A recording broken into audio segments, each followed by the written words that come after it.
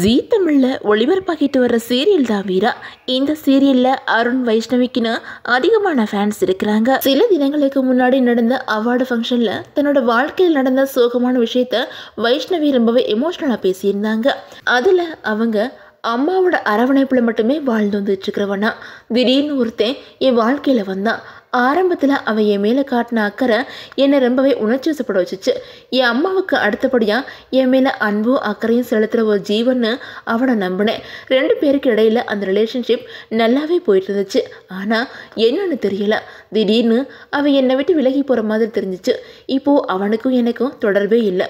என் வாழ்க்கையில் திடீர்னு வந்து ஒரு நம்பிக்கையை உண்டாக்கினவன் ஏன் இப்படி நடக்கிறான்னு என்னால் இப்போ வர புரிஞ்சிக்கவே முடியல.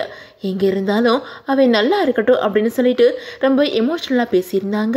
இந்த நிலையில் வைஷ்ணவிக்கு நெருக்கமானவங்க வைஷ்ணவி பேசுனது கண்டென்ட்டுக்காக கிடையாது, இது அவங்க வாழ்க்கையில் நடந்த ஒரு சோகமான விஷயம் அப்படின்னு சொல்லியிருக்காங்க. அதாவது இன்னைக்கு வைஷ்ணவி நடிக்கிற சீரியல் ஹிட்டாக பேசப்படுது. ஆனால் சின்ன திரையில் இந்த இடத்துக்கு அவங்க சுலபமாக வந்துடல. முதல்ல சப்போர்ட்டிங் கேரக்டரில் தான் நடிச்சிட்டு இருந்தாங்க. ஒரு பிரேம் டைம் சீரியலில் ஹீரோயினை தலை காட்டுறதுக்குள்ள அவங்க பட்ட கஷ்டங்கள் அவங்கள நல்லா தெரிஞ்சவங்களுக்கு மட்டும்தான் தெரியும். இப்படி கஷ்டப்பட்டு முன்னுக்கு வந்த சூழலில் தான் சில வருஷங்களுக்கு முன்னாடி அவங்களுக்கு ஒரு நண்பர் அறிமுகமானாங்க.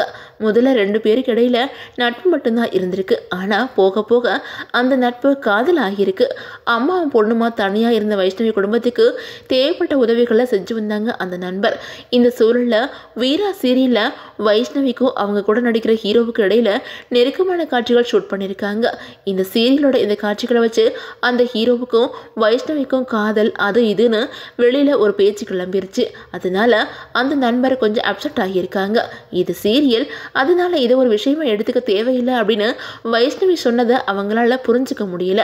அதனால 2 பேருக்கு இடையில கருத்து வேறுபாடு உருவாக்கி ஒரு கட்டத்தில் பேச்சுவார்த்தை நின்று போச்சு. அந்த வருத்தத்தை தான் அவார்டு ஃபங்க்ஷனில் வைஷ்ணவி ரொம்பவே எமோஷனலாக பேசியிருக்காங்க அப்படின்னு சொல்லிட்டு அவங்களோட நட்பு வட்டாரங்கள் சொல்லியிருக்கிறாங்க.